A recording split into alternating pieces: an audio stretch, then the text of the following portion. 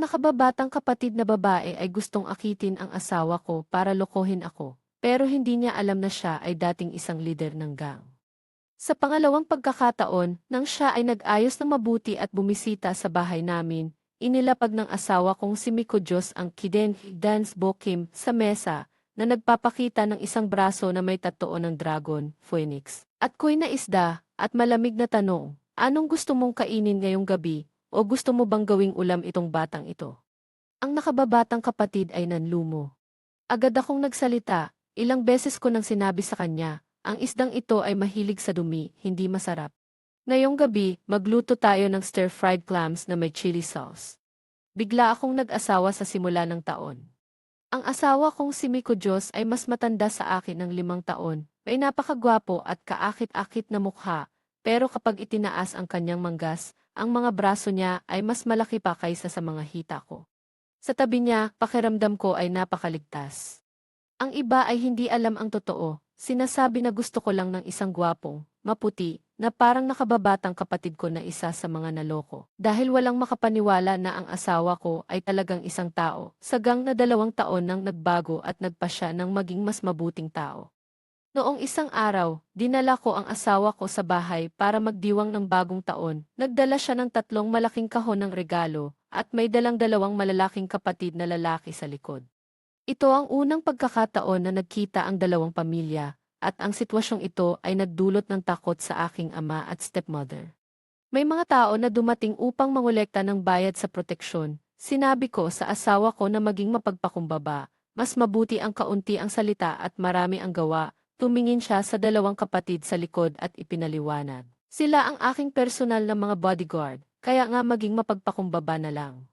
Isang araw bago iyon, pagdating namin, ang nakababatang kapatid ay tumingin sa mga mamahaling regalo na dinala ng asawa ko. Kabilang ang ilang malaking kahon ng ginseng, pati na rin ang ilang tsaa at alak na mao. At may mga nakakaasar na komento, nakapag-asawa ka ng mayamang pamilya. Sabi ko, ay lahat ng ito ay hindi naman gaanong mahalaga, talagang hindi naman ito nagastos. Sa ilalim ni Miko Diyos, may isang kapatid na nagmula sa bundok kay Rengithi. May mga tanim na ginseng sa bahay. Tuwing Pasko o Bagong Taon ay nagbibigay sila sa amin ng mga lokal na pagkain at mga herbal na gamot. Pati na rin ang ginseng na ipinapadala sa bahay.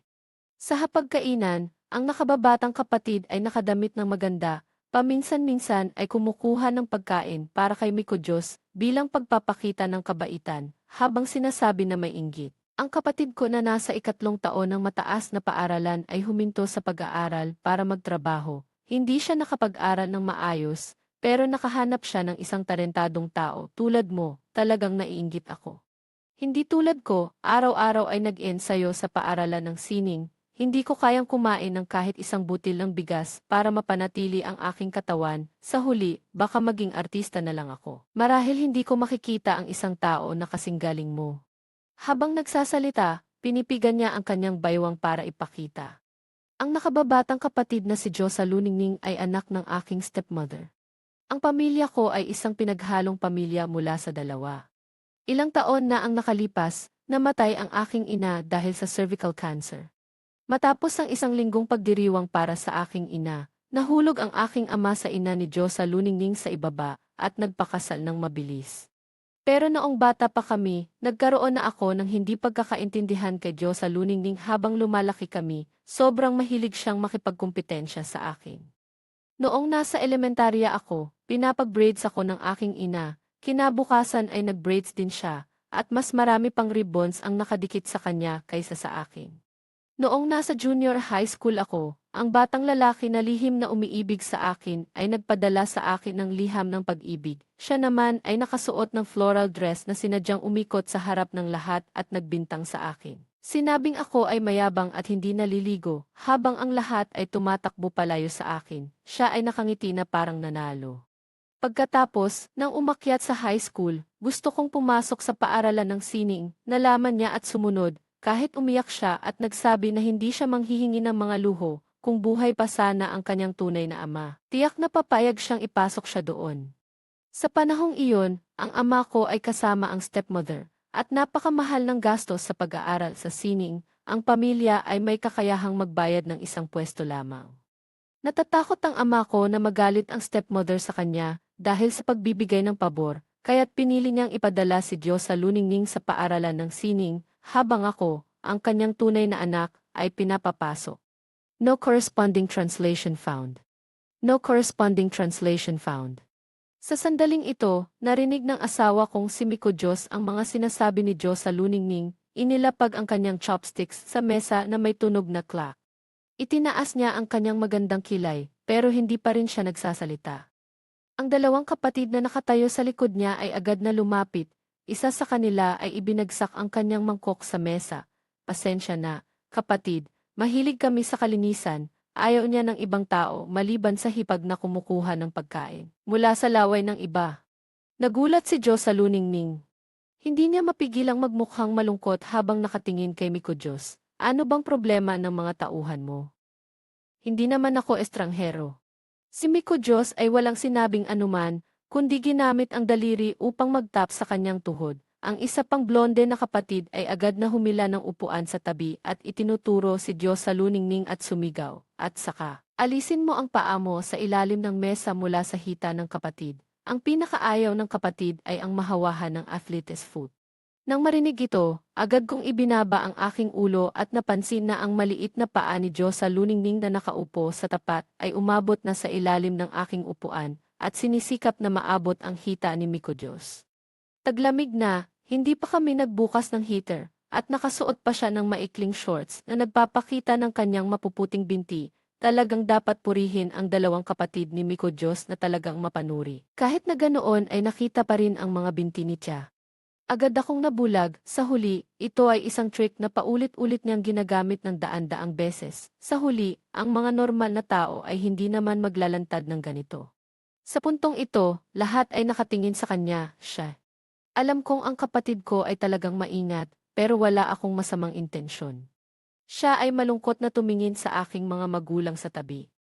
Agad na nagsalita ang stepmother, Bata Kintan, ito ay magandang intensyon ni Chacha. Kadalasang nakatingin siya sa iba na may pagdududa, hindi pa siya kailanman naging magiliw sa sinuman, nagmamalasakit lang siya sa kapatid na lalaki. Baka may sinabi si Hana liwanag sa iyo na nagdulot ng hindi pagkakaintindihan sa mga kapatid mo. Sumang-ayon ang aking ama, tama, maliit ang mesa natin, mahirap iwasan ang banggaan, huwag mong isipin ng masyado, nagmamalasakit lang si Tiyatya sa kapatid na lalaki. Tumingin ako sa ugali ng aking ama at stepmother at lihim na nagtatawa sa loob. Ang mga ganitong laro ni Diyos sa Luningning ay hindi naman bago, madalas nilang pinapansin at ngayon ay hindi naiiba. Pagkatapos nilang sabihin iyon, ngumiti si Miko Diyos ng bahagya, nilalaro ang kanyang butones. Nang makita ito, agad kong pinigilan si Diyos sa Luningning na huwag magalit. Kumuha ng sigaril. Kung ito ay isang hindi pagkakaintindihan, ituring na lang natin na hindi pagkakaintindihan. Sa susunod na kung ang paa mo ay umabot muli sa akin, hindi ako magdadalawang isip na putulin ito at itapon sa isda. Nang makita ang nakabiglang mukha ng stepmother at Diyos sa Luningning, nagpatuloy siya, ano bang sinasabi na si Yen Yen ay walang pinag-aralan, hindi ba't dahil sa ama na hindi kayang alagaan ang kanyang anak na babae? Nakapag-aral ang anak ng ibang tao, pero ang sariling anak ay pinapapunta sa labas para magtrabaho, at ngayon ay pinapayagan ang mga tao na nakikinabang na pagtawanan ang kanyang anak. Tiyase, ito ang unang pagkakataon kong makita ang isang ama na ganito kawalang silbi. Agad akong yumuko at umubo ng 2 beses, pero sa totoo lang ay lihim na hinawakan ang kamay niya. Magaling ka, kapatid. Ang aking ama ay itinuturing ang sarili bilang nakatataas. Ang mga salitang sinabi ni Miko Diyos ay malinaw na nag-uudyok sa kanyang kapangyarihan. Agad siyang nagalit na nagbuhos ng galit. Ano ka ba para magturo sa akin? Pagpasok mo pa lang sa bahay, nagdulot ka na ng gulo, hindi ko tatanggapin ang isang manugang na tulad mo. Tingnan mo ang paa ni Yen Yen, anong klaseng tao ang nahanap mo? Nang marinig ito, hindi ko pa natutunton ang galit, ang asawa ko ay humaplo sa aking balikat.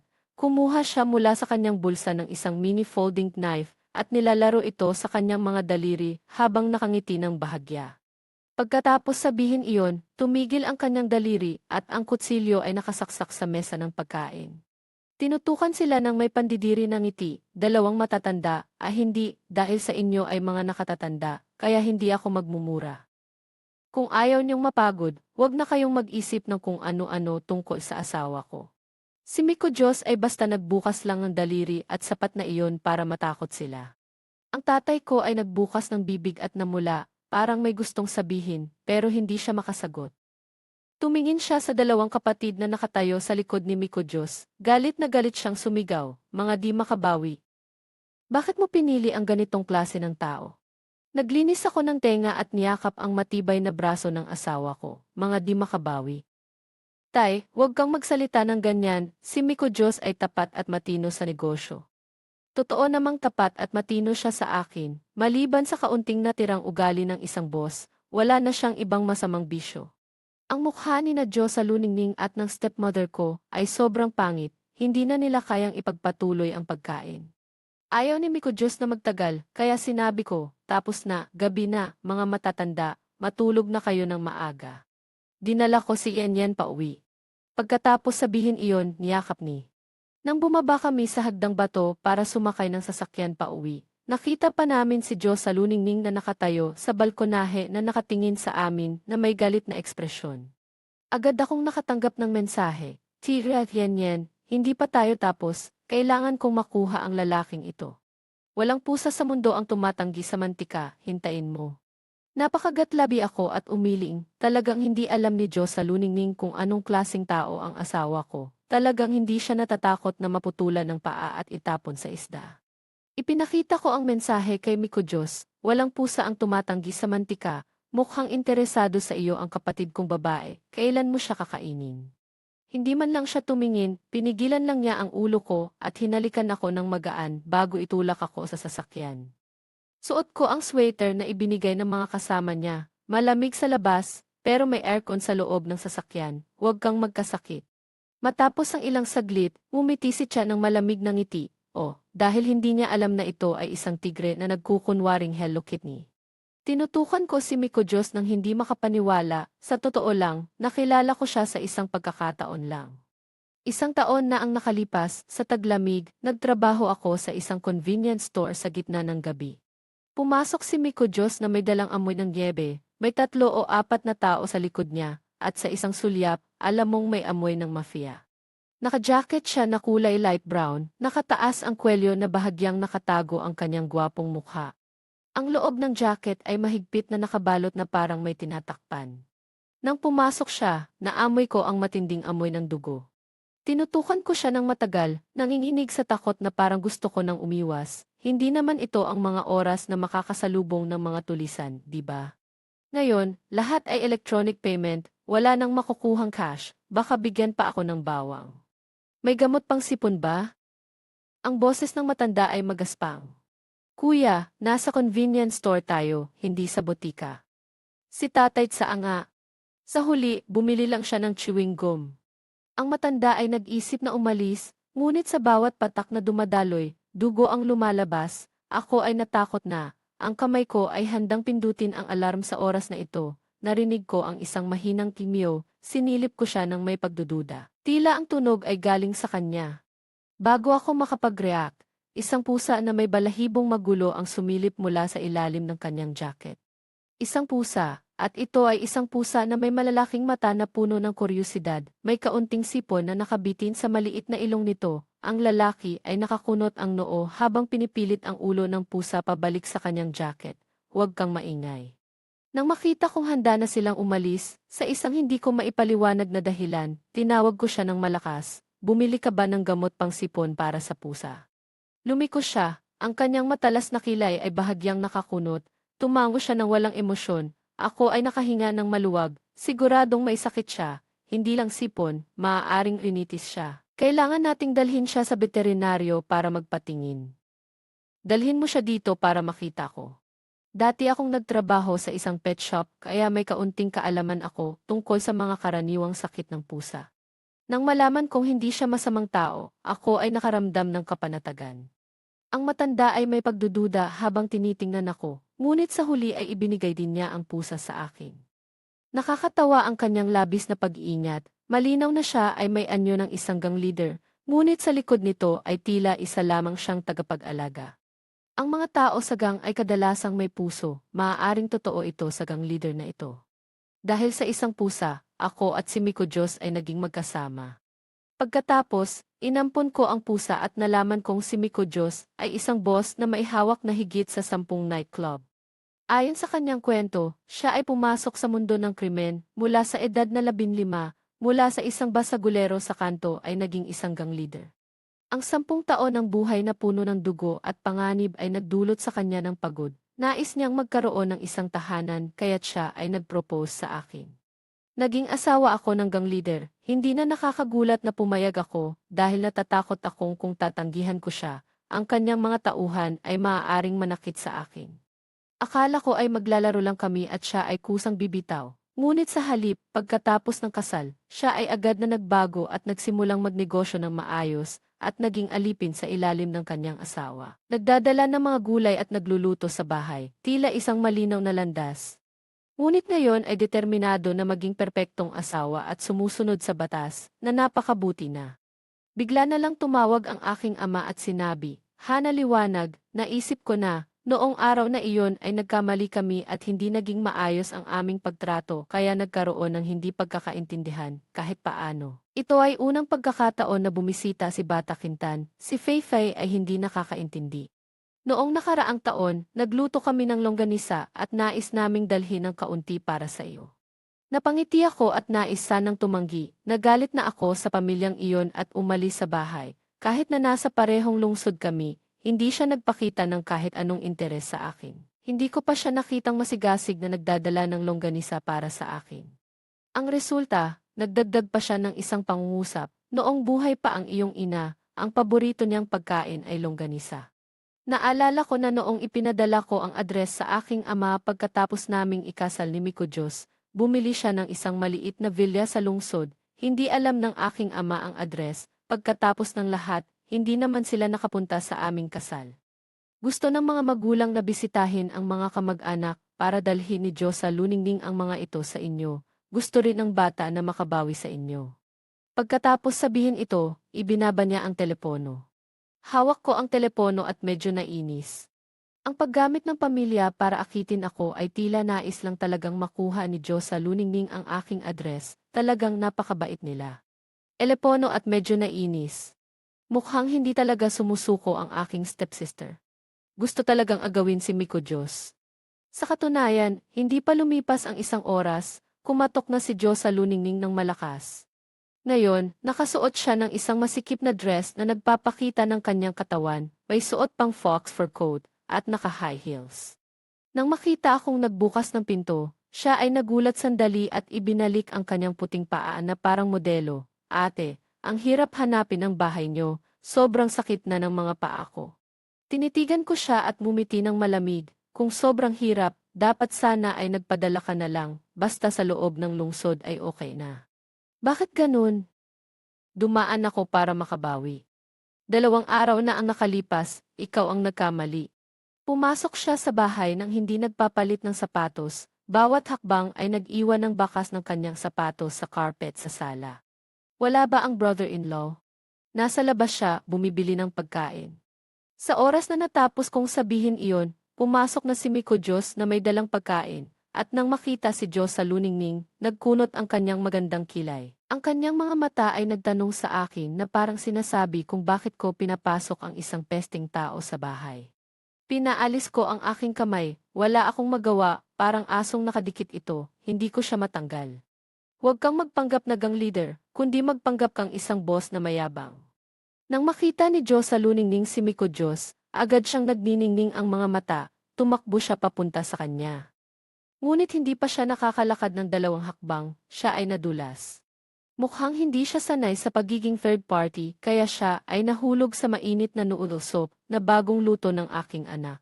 Siya ay nahulog at nag-iiyak na walang luha, sabik na pinapahid ang kanyang paa. Mukhang nasprain ang paa ko. "Tulungan mo ako, brother-in-law." Nang makita kong parang masisira na ang kanyang paa, kahit ang kanyang underwear ay malapit nang lumabas, ako ay nag-alala at agad na tumakbo upang tingnan kung may nangyari sa dumi ng aso bago ko siya tinulungan. Bilang isang matanda, hindi mo kayang maglakad ng maayos at nadapa ka pa sa sahig. Bakit hindi ka nalang pumunta sa ospital para tingnan kung gumagana pa ang utak mo? Itinayo ko si Diyos sa luningning, siya ay nagangalit at hinila ang kanyang sarili pababa. Sama-sama tayong maglaro ng ganitong sitwasyon maliban kung si Miko Diyos ang humila sa kanya pataas, kung hindi, asahan mong manatili siya sa sahig. Pinipigilan ko ang aking ilong at tumingin kay Miko Diyos para humingi ng tulong. Ngunit ang kanyang mga mata mula simula hanggang matapos ay hindi tumigil sa pagtingin kay Diyos sa luningning. Siya ay kalmadong pumasok sa kusina na may dalang bagong gulay at isinuot ang apron na pusa na binili ko. Nang makita ko iyon, hindi ko na siya pinansin. Ayos lang, kung gusto mong umupo sa ganyang posisyon, umupo ka lang, hindi ka naman nagkamali, talagang nag-aral ka sa isang art school na may tamang ugali. Itinaas ko ang aking hinlalaki. Si Diyos sa luningning ay nahihiya, at nang makita kaming hindi siya pinapansin, pagkatapos ng ilang sandali, siya ay tumayo na rin. Matapos magpalit ng damit, siya ay tumakbo sa kusina. Brother-in-law, siya ba ang nagluluto sa bahay niyo? Nakakaawa ka, nagtatrabaho ka sa labas para sa pamilya, tapos sa bahay ikaw pa ang nagluluto para sa ate ko. Kapag nag-asawa ako, hindi ko papayagang magluto ang asawa ko para sa akin, dahil ang pagluluto ay trabaho ng mga babae, hindi dapat pumasok ang mga lalaki sa kusina. Ang sinabi ni Diyos sa luningning na puno ng ECT ay nagdulot kay Miko Diyos na mawala ng pasensya, nagsindi siya ng sigarilyo. Karaniwan, hindi ko pinapayagan siyang manigarilyo sa loob ng bahay, ngunit minsan kapag nagagalit ang mga lalaki, okay lang na manigarilyo. Ngayon, nang makita kong nagsindi siya, nalaman kong hindi ito simpleng bagay, ang gang leader ay malapit nang mawala ng pasensya. Palihim akong umalis mula sa kusina sa posisyon na handang pigilan siyang magalit anumang oras. Galalaki, okay lang na manigarilyo. Ngayon, nang makita kong nagsindi siya, nalaman kong hindi ito simpleng bagay, ang gang leader ay malapit nang mawala ng pasensya. Palihim akong umalis mula sa kusina sa posisyon na handang pigilan siyang magalit anumang oras. Tulad ng inaasahan, humitit si Miko Diyos ng isang usok, lumingon kay Diyos sa luningning na nawawala ng pasensya. Itinaas ang kanyang manggas at malakas na pinukpok ang kitchen knife sa chopping board. Agad na lumitaw ang buong braso na may tatoo ng dragon, phoenix at carp ng gang leader. Anong gusto ng misis ko ngayong gabi, o gusto ba nating gawing karne ang bagay na ito? Malamig na tinanong ni Miko Diyos si Diyos sa luningning. Ito marahil ang unang pagkakataon na tumingin siya ng diretso sa mga mata niya, ngunit sa tingin ko, hindi dapat magalak si Diyos sa luningning dahil hindi pa siya nakapagpaling ng tingin mula sa mahuhusay na tatoo ng kanyang braso. Ang kalahating pangungusap ay naipit sa kanyang bibig. Gawing karne. Ang kanyang mukha ay naging maputla. Kinuha ni Miko Diyos ang knife at naglalaro habang nakangiti, nakatingin kay Diyos sa luningning, sa bahay namin, ako ang nagmamay-ari, sa labas at sa loob, ako ang nagluluto at naglalaba, gusto kong magtrabaho para sa aking asawa. Sika na bang? Si Diyos sa luningning ay natatakot na hindi makapagsalita, pagkatapos ng matagal ay nahirapan siyang magsalita. Ako, wala akong opinyon, kundi nakakalungkot lang para sa bayaw na hindi siya makapagpahinga. Ano ka ba sa akin at kailangan mong makaramdam ng lungkot? Nang makita kong si Miko Diyos ay papalapit na may hawak na kutsilyo, agad akong pumasok at kinuha ang isda mula sa basket at dinala ito sa pamilihan para kay Miko Diyos, sinabing, ilang beses na ba tayo nag-usap? Itong isdang ito ay hindi masarap. Mas mabuti pang magluto tayo ng clam stir-fried na may chili sauce. Bihira lang makabisita ang kapatid ko, kailangan natin siyang i-entertain ng maayos. Tahimik kong pinisil ang bayaw at bumulong. Ayusin mo ang ugali ng mga tao sa paligid mo. Ikaw ay isang lalaking nagpasya na maging perpektong asawa na sumusunod sa batas. Si Miko Diyos ay tila naiinis at nakatingin sa akin na may pouting na mukha dahil kailangan niyang itago ang body. Kinuha ko ang sigarilyo mula sa kanyang bibig at itinapon ito. Si Diyos sa luningning ay nakatitig pa rin at hindi makagalaw, kaya't hindi ko maiwasang hilahin siya palabas. Sinabi ko sa kanya na itigil na ang balak na ito, hindi lahat ng lalaki ay kayang tiisin ang kanyang mga kalokohan. Nang oras na iyon, napansin ni Diyos sa luningning ang kanyang mukha na tila nahihirapan at pagkatapos na matagal ay ngumiti. Ang bayaw kanina ay nagbibiro, napaka nakakatawa niya. Kung hindi ako humadlang, baka naging bangkay ka na, diyan ka pa nagbibiro. Naisip ko, basta't may mata, makikita na si Miko Diyos ay hindi isang mabait na tao. Ngunit paulit-ulit pa rin siyang gustong manatili sa bahay ko. Nang tulungan ko si Miko Diyos na dalhin ang pagkain mula sa kusina, nakita ko si Diyos sa luningning sa balkonahe na nakikipag-usap sa telepono. Kahit na binawasan niya ang kanyang boses, narinig ko pa rin. Huwag mag-alala, inay, may kaunting pagkakamali dito, pero walang lalaking hindi kayang makuha ni Diyos sa luningning. Kailangan kong makuha si Miko Diyos. Kung hindi ka pumunta sa bahay nila, hindi mo alam, nakatira sila sa isang malaking villa na mas malaki pa sa bahay natin. Mukhang may kaunting kakaiba lang ang asawa niya, pero normal lang na ang mayayaman ay may mga kapintasan. Si Hana liwanag, wala namang talento o ganda, paano siya nakakuha ng ganitong klasing asawa, baka naloko lang siya. Hintayin mo, dati kong nakuha ang mga lalaki niya, ngayon kaya ko ring agawin ang lalaking iyon, hindi ba't pareho lang naman ang iniisip ng mga tao sa ibabang bahagi ng katawan? Hindi na kailangan maghintay sa pintuan, hindi na ako uwi. Gayon kaya ko ring agawin ang lalaking iyon, hindi ba't pareho lang naman ang iniisip ng mga tao sa ibabang bahagi ng katawan? Hindi na kailangan maghintay sa pintuan, hindi na ako uwi. Sa loob ko, napaka-oo nga, si Diyos sa luningning ay talagang nakatingin sa kayamanan ni Miko Diyos at gusto na talagang sumugod. Bago ko nakilala si Miko Diyos, nakipag-date ako sa isang lalaki na kaibigan, isang karaniwang empleyado sa opisina na may magandang anyo at marunong makipag-usap. Sa panahong iyon, nagkaroon ng appendicitis ang tatay ko at kinailangan siyang ipasok sa ospital. Tinawagan niya ako at sinabing pumunta ako roon para alagaan siya. Ayaw ko sanang pumunta, pero hindi ko rin maipaglaban ang pagdadala sa dating boyfriend ko para bisitahin ang tatay ko. Nandoon din si Joe sa luningning. Habang inaalagaan ko ang tatay ko, hindi ko alam kung kailan siya nakapagpabighani sa dating boyfriend ko, at sa likod ko, nagkakausap silang dalawa. Nang gumaling ang tatay ko at lumabas ng ospital, si Pia Pia ay malapit na humawak sa kamay ng dating boyfriend ko at tumakbo papunta sa akin para makipaghiwalay. Pasensya na, ate. Siya ay nahulog sa akin mula sa unang pagkikita at gusto niyang makasama ako. Hindi ka ba magagalit? Galit? Gusto ko pa nga siyang gawing abo. Ipinagsabi ko ang tungkol dito sa harap ng tatay ko. Kung hindi siya nahiya, hayaan na lang siyang magdusa. Sa huli, nagalit ang tatay ko at nagsabi, ikaw ang hindi nakapagpanatili ng lalaki mo at ngayon nagagalit ka sa kapatid na babae. Magmuni-muni ka sa sarili mo. Nainis ako ng sobra at hindi na bumalik sa bahay sa loob ng 2 taon. Pero pagkatapos ng 1 buwan, iniwan ni Joe sa luningning ang dating boyfriend ko. Ayon sa kanya, ayaw niya sa kanya dahil sobrang mahirap ito. At ang pag-aalaga niya sa kanya noon ay dahil gusto lang niyang agawin ang boyfriend ko. Alam ko na hindi siya titigil, pero hindi na ako bobo. Noong nakaraang pagkakataon, hindi ko siya nakita kung paano siya nagtagumpay, kaya't gusto kong makita kung paano niya pinapabighani ang mga lalaki ko. Diyos sa luningning, kumain na tayo. Habang mabigat kong inilapag ang mga plato, si Miko Diyos ay lumabas. Agad na pinuto ni Kiki ang tawag at maingat na umupo sa mesa. Sobrang masipag na nagdala ng kanin at sabaw. Doon ko lang napansin na inalis niya ang kanyang coat at ang kanyang dress ay sobrang mababa na halos umabot na sa pusod, mukhang nagbabalak na lumipat sa ibang diskarte. Sinadya kong lumapit kay Miko Diyos at nagtanong, ano? Maganda ba? Hindi natuwa si Miko Diyos at hinawakan ang kamay ko at inilagay ito sa kanyang tiyan. Bumulong siya na may mababang boses, anong ganda?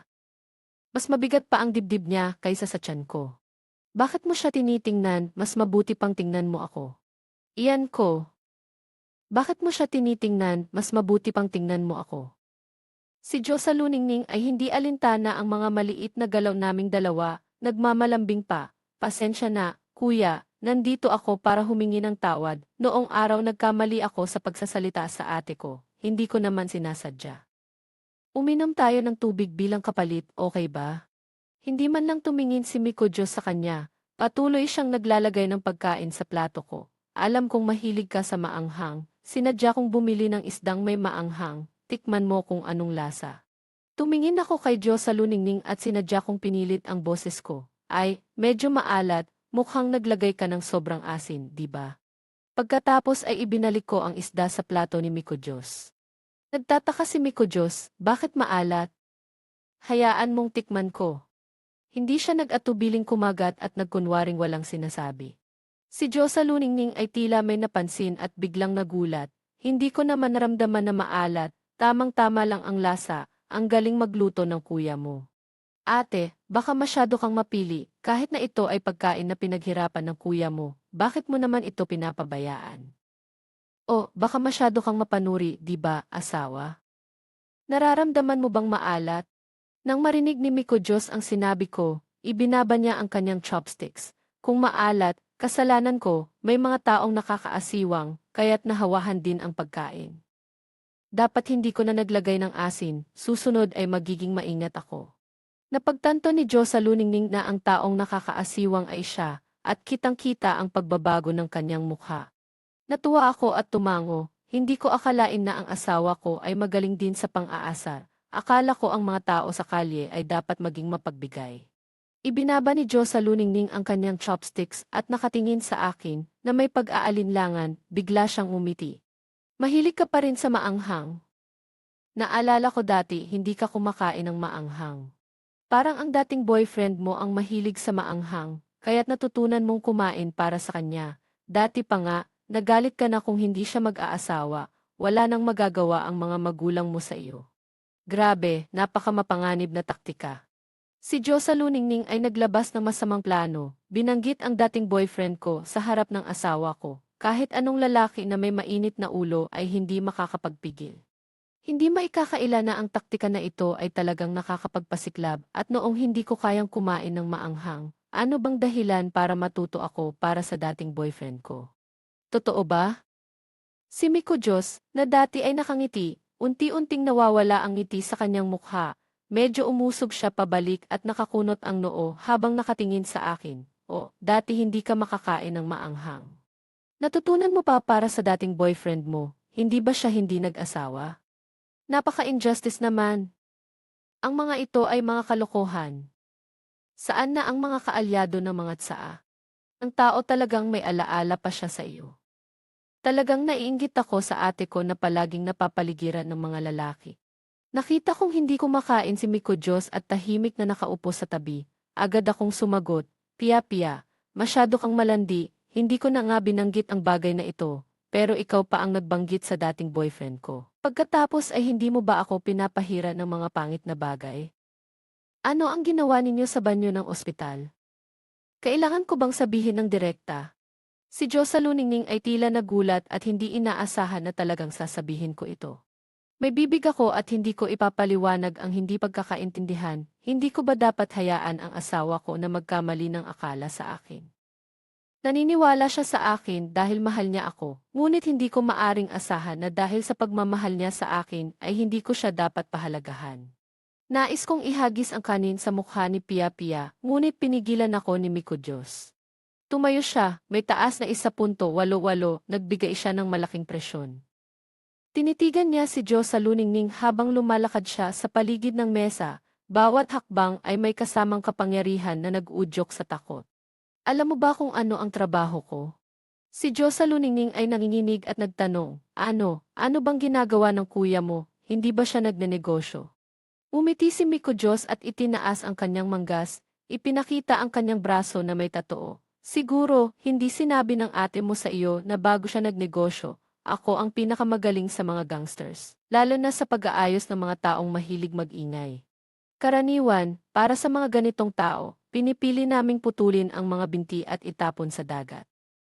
Kahit gaano pa karaming mga dating boyfriend si Hana Liwanag o gaano karaming mga humahabol sa kanya, ito ay dahil sa kahusayan ni Hana Liwanag, iba siya sa iyo. Hindi siya mahilig mag-ingay o mang-agaw ng mga lalaki ng iba. Pinili niya ako at pinili na makasama ako. Ito ay isang biyaya na pinaghirapan ko sa loob ng 8 buhay. Kaya ngayon, umalis ka na at huwag nang lumapit dito. Tingnan mo kung hindi ko ibabalik ang dati kong trabaho para putulin ang mga binti mo. Dagdag pa ni Miko Diyos, lalo pang lumala ang mukha ni Diyos sa luningning. Sa puntong ito, ang pusa kong si Kanin Templado ay lumabas mula sa kwarto. Eksaktong umabot sa ilalim ng mga paa ni Diyos sa luningning, nakatayo ang kanyang balahibo, tila nakakita ng kaaway, umiyak siya ng na nagdulot kay Diyos sa luningning na nagulat at nagtakbuhan, lumayo ka, huwag kang lumapit sa akin. Si Kanin Templado ay natakot at umiyak ng isang segundo pagkatapos, Nakita kong naging malamig ang mga mata ni Miko Diyos. Inalis niya ang kanyang apron, agad na hinawakan ang pulso ni Diyos sa luningning, bahagyang pinigilan, narinig kong naglabas siya ng malakas na sigaw. Bago pa siya nakabawi, hinila na siya ni Miko Diyos at itinapon sa labas ng pinto. Kasunod nito ay ang mga sausage na dala niya na itinapon din palabas. Nakatitig ako sa tabi na may mga mata na bilog na bilog. Dapat bang sabihin na pagkatapos ng kasal, si Miko Diyos ay palaging maingat at mapagmahal sa akin, paminsan-minsan ay naglalabas ng ilang banat. Kahit na palaging may mga kasama siyang mga kaibigan, hindi siya kailanman nanggugulo sa ibang tao sa harap ko. Ito ang unang pagkakataon na nakita kong siya ay nagalit at walang awa. Noong panahong iyon, tumingin sa akin ang matanda, ang kanyang malamig na tingin ay naging mas mahinahon. Sa aking nagulat na mga mata, lumakad siya at ginamit ang isang kamay upang buhatin ako sa balikat, diretsong pumasok sa silid-tulugan at isinara ang pinto. Ngayon, ipaliwanag mo sa akin, ang ex-boyfriend ay hindi siya na hindi nagpakasal. Sino ba ang babaeng iyon? Ang daliri niya ay humahaplos sa aking collarbone, ang kanyang mga mata ay may kaunting panganib. Binuksan ko ang aking bibig upang ipaliwanag, ngunit sa isang segundo, ang aking mga labi ay naipit niya, huminga siya ng malalim at sinabi, "Sige, sagutin mo, at kung hindi ako nasiyahan, sagutin mo ulit." Isang walang kwentang tao na hindi dapat pag-usapan, matagal na kaming walang komunikasyon. Yet said, hindi pa sapat. Tumingin ako sa kanya na may pakiusap, hindi ko dapat pinayagan si Diyos sa luningning na pumasok dito at makita ang ganitong sitwasyon. Pagkatapos, tapat kong ipinaliwanag ang sitwasyon sa loob ng 500 salita. Si Miko Diyos ay tahimik na nakinig, nagbigay lamang ng isang malambot na sigarilyo. Ipapadala ko ang mga tao ko sa kanya, naglakas loob siyang iwanan ang asawa ko. May tapang ba siyang gawin iyon? Huwag mong sabihin ipapadala ko ang mga tao na parang basta na lang nagretiro na ako sa ganitong buhay. Kahit na hindi ko alam kung may kinalaman ba ang buhay ng tao sa mga kamay ni Miko Diyos, natatakot akong sundan niya ang landas na ito, at pagkatapos ay kailangan kong dalhan siya ng pagkain mula sa ref. Huwag kang mag-alala. Kung kaya kong iwanan ang trabahong ito, ibig sabihin ay wala akong kinalaman sa buhay ng sinuman, nagbibiro lang ako. Pero tungkol kay Diyos sa luningning, kung ayaw mong magpatuloy ang panggugulo niya, bibigyan ko ng ilang payo ang mga kapatid ko. Si Diyos sa luningning ay nanggugulo sa iyo, hindi sa akin. Kaya naman may nagmamahal sa iyong asawa, hindi ka ba naiinggit? Ayaw mo bang ipasok siya sa sako at ipagbigay alam sa mga isda? Medyo hindi siya masaya. Basta't magsalita ka, gagawin ko. Siyempre, naiinggit ako, pero alam ko na hindi basta-basta ang kapatid kong ito. Talagang bumalik ang kanyang ngiti, tila naaliw siya sa loob ng isang segundo. Ang kaguluhan ni Diyos sa luningning ay nagdulot sa amin ng hindi masarap na pagkain, kaya't umorder ako ng pagkain sa telepono, at habang nagbubukas ng social media, nakita ko na 2 oras na ang nakalipas ay nagpost si Diyos sa luningning ng isang larawan, kung saan nakabenda ang kanyang kamay na parang paa ng baboy, umiiyak at nagrereklamo kasama ang isang selfie. Ang pagsasabi ng totoo ay nagdudulot ng problema, ngunit sa ngalan ng katarungan, ayaw kong maloko ang iba, at sa huli, ako pa rin ang nasaktan. Sa ngalan ng katarungan? Anong katarungan? Isang komedyante mula sa Hilaga? Sinadyang siraan ang ate ko at gusto pang akitin ang hipag ko, at kung hindi ito nagtagumpay, ibebenta na lang ang karpet. Pagkapatay ko ng telepono, tumawag agad ang aking tatay ko. Tiningnan ko lang ito, pinindot ang off at inilagay sa airplane mode. Kung maaari, gusto kong isama siya sa blacklist. Sa isip ko, tiyak na hinahanap niya ako upang tanungin ang tungkol sa kanyang paboritong anak na babae. Ayaw ko na talagang pag-usapan ito kay Miko Diyos, at sa resulta, kinabukasan, may malungkot na mukha si Miko Diyos na nagsabi sa akin, wala na si kanin templado.